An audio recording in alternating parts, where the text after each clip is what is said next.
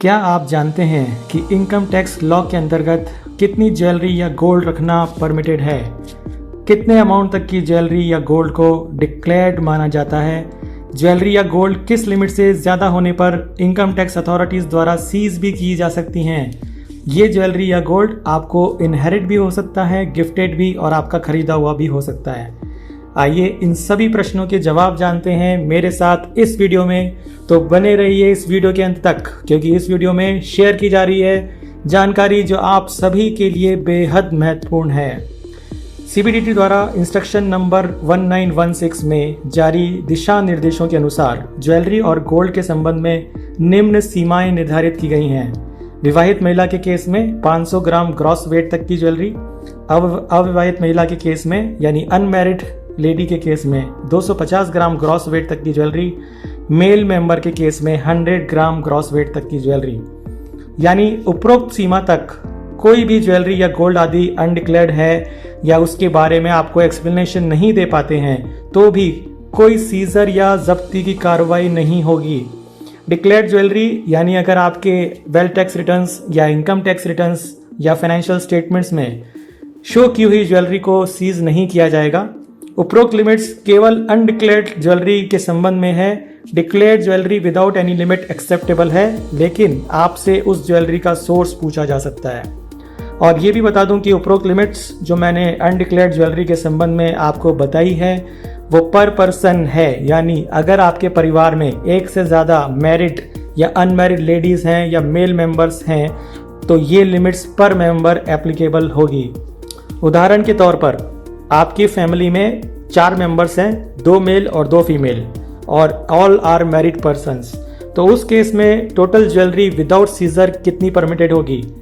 500 grams each for 2 married ladies and 100 grams each for 2 male members, यानी total 1200 ग्राम। इससे ज़्यादा jewellery पाए जाने पर और अगर वो अनडिक्लेयर्ड है या उसका सोर्स अनएक्सप्लेन्ड है तो न केवल ये ज्वेलरी सीज की जाएगी बल्कि असेसमेंट की कार्रवाई में ऐसी ज्वेलरी की वैल्यू का एडिशन भी किया जा सकता है।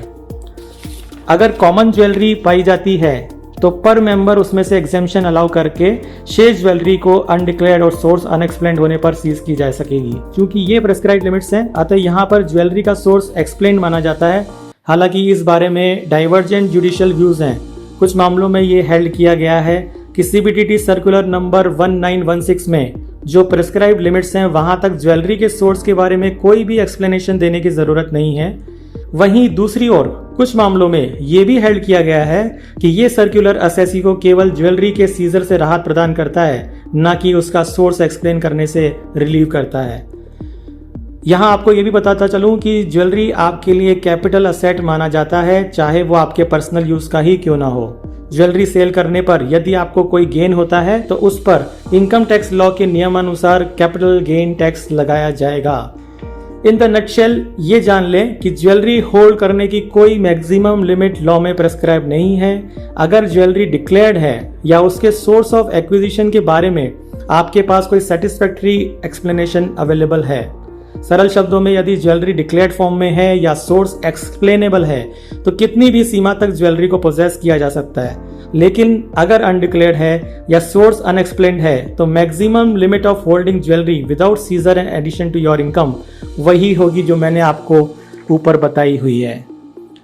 तो इस तरह एक इम्पॉर्टेंट जानकारी जिसका संबंध हमारे डे टू डे लाइफ से है और आपके लिए जानना बेहद ज़रूरी था, वो मैंने आपसे ये जानकारी शेयर की है।